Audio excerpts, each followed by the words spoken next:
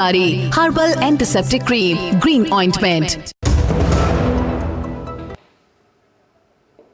और ब्रेक के बाद न्यूज नाइट में आइए रुक कर लेते हैं अयोध्या से जुड़ी कुछ खबरों का, क्योंकि 22 तारीख को रामलला की प्राण प्रतिष्ठा से पहले तैयारियां पूरी हो चुकी हैं।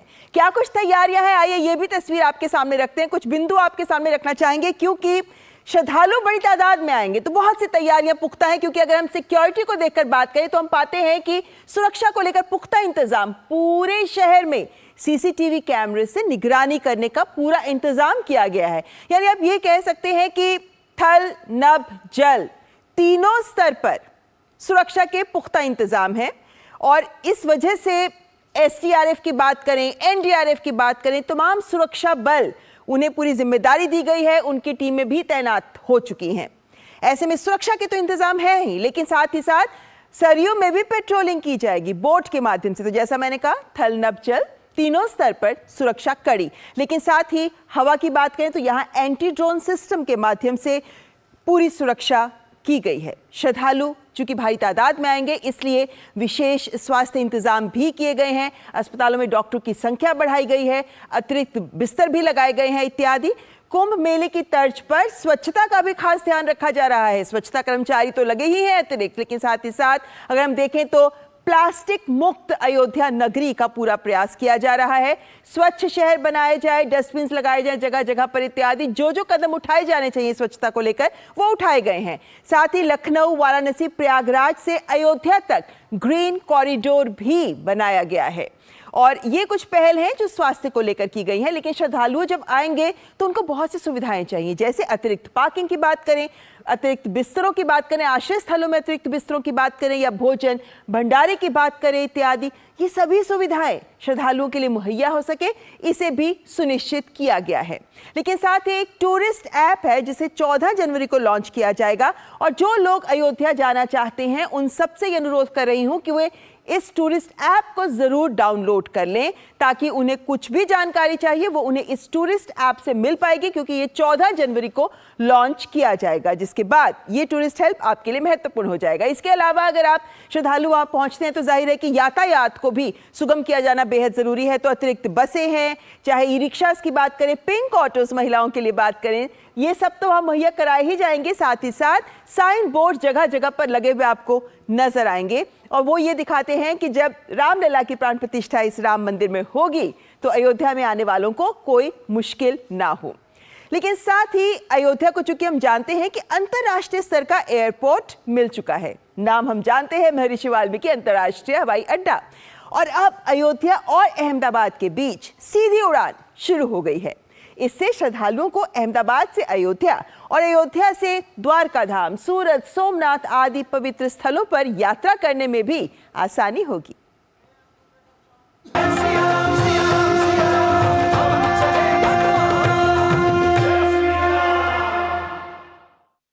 नागरिक उड्डयन मंत्री ज्योतिरादित्य सिंधिया ने गुरुवार को वर्चुअल माध्यम से अयोध्या और अहमदाबाद के बीच सीधी उड़ान का उद्घाटन किया। इस उद्घाटन के साथ अहमदाबाद से अयोध्या तक सप्ताह में 3 सीधी उड़ानें शुरू हो जाएंगी। इस अवसर पर ज्योतिरादित्य सिंधिया ने कहा कि अयोध्या और अहमदाबाद के बीच सीधी उड़ान से दोनों शहरों के बीच हवाई संपर्क को और बढ़ावा मिलेगा। उन्होंने कहा कि एक तरफ अहमदाबाद भारत की आर्थिक ताकत का प्रतीक है और दूसरी तरफ अयोध्या भारत की आध्यात्मिकता का प्रतीक है। आज इस फ्लाइट के आधार पर केवल 2 शहरों को नहीं जोड़ा जा रहा है, लेकिन इससे आर्थिक विकास की पहिया को गति दी जाएगी, पर्यटन की पहिए को गति दी जाएगी, धार्मिक क्षमता की पहिए को गति दी जाएगी, और पूर्ण रूप से दोनों राज्यों के लोगों और श्रद्धालुओं को जोड़ने को भी एक नवीन गति दी जाएगी। पिछले 9 वर्षों में उत्तर प्रदेश में नागरिक उड्डयन क्षेत्र के विकास के बारे में बात करते हुए ज्योतिरादित्य सिंधिया ने कहा कि 2014 में उत्तर प्रदेश में केवल 6 हवाई अड्डे थे और अब अयोध्या में नए बने हवाई अड्डे सहित 10 हवाई अड्डे हैं। उन्होंने कहा कि अगले महीने तक उत्तर प्रदेश में 5 और हवाई अड्डे होंगे। ये हवाई अड्डे आजमगढ़, अलीगढ़, मुरादाबाद, श्रावस्ती और चित्रकूट में होंगे।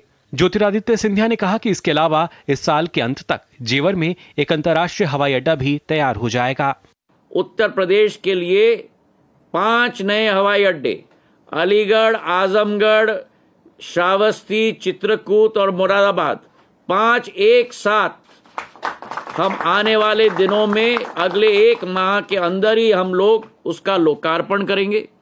जेवर में अंतर्राष्ट्रीय स्तर का विमानतल बनने जा रहा है और इस साल के अंत तक वो भी तैयार हो जाएगा। 6 से 19 हवाई अड्डे एक ही प्रदेश में स्थापित होने जा रहे हैं, जो अपने आप में एक रिकॉर्ड है। इस मौके पर उत्तर प्रदेश के मुख्यमंत्री योगी आदित्यनाथ ने कहा कि अयोध्या अहमदाबाद के बीच सेवा से श्रद्धालुओं को अहमदाबाद से अयोध्या और अयोध्या से द्वारका धाम, सूरत, सोमनाथ आदि पवित्र स्थलों की यात्रा करने में आसानी होगी। अहमदाबाद और गुजरात से जुड़े हुए श्रद्धालु जनों को अयोध्या आने में, इस सेवा का उपयोग करने में और आसानी से अयोध्या तक पहुंच बनाने में उन्हें मदद मिलेगी। या अयोध्या से अहमदाबाद या सूरत या सोमनाथ या द्वारिका धाम या अन्य पवित्र स्थलों की यात्रा करने के लिए जो भी श्रद्धालु जाने का इच्छुक होगा, या आसानी से वायु सेवा उन्हें उनके गंतव्य तक पहुंचाने में बहुत महत्वपूर्ण भूमिका का निर्वहन कर पाएगी।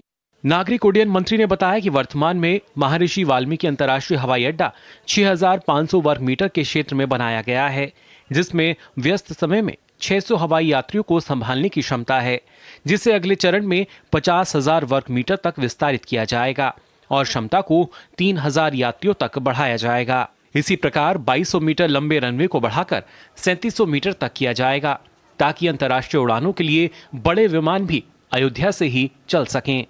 उर्मिलेश भट्ट की रिपोर्ट, डीडी न्यूज।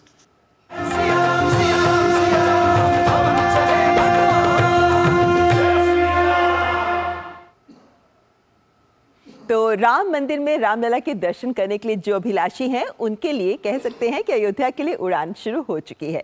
आइए बात कर लेते हैं राम मंदिर की प्राण प्रतिष्ठा से पहले जुड़े अद्भुत संयोग की। आज से 57 साल पहले नेपाल में प्रभु श्री राम और माता सीता का एक डाक टिकट जारी हुआ था, जिस पर 2024 लिखा हुआ था। इस अद्भुत संयोग ने सबको चौंका दिया है। इस पर विक्रम संवत 2024 लिखा है।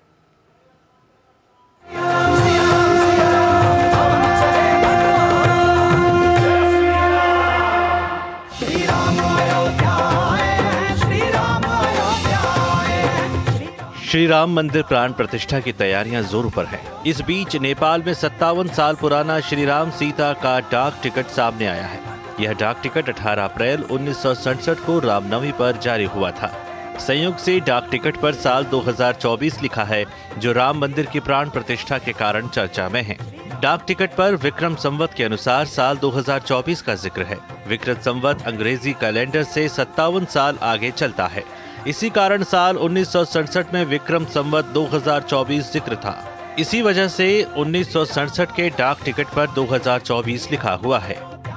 बता दें कि श्री राम मंदिर को लेकर अलग अलग तरह के अद्भुत संयोग सामने आ रहे हैं। नेपाल के डाक टिकट वाले इत्तेफाक से हर कोई हैरान है कि टिकट जारी करने वाला विक्रम संवत और अंग्रेजी कैलेंडर का साल सेम है। 57 साल पहले जब ये टिकट जारी हुआ होगा तो किसी ने नहीं सोचा होगा कि 2024 में प्रभु श्री राम अपने मंदिर में वापस विराजमान हो जाएंगे। Bureau report, DD news.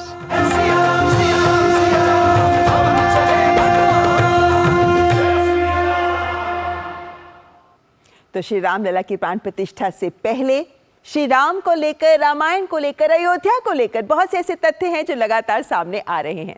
फिलहाल यहाँ पर रुकेंगे एक ब्रेक के लिए, लेकिन आप बने रहे हमारे साथ, देखते रहे न्यूज़ नाइट। गोल्डी छोले मसाले, जहाँ जाए रिश्ते बनाए, जहाँ जाए रिश्ते बनाए, गोल्डी मसाले। लाइफ में फाइनेंशियल आजादी के लिए एनपीएस जरूरी है।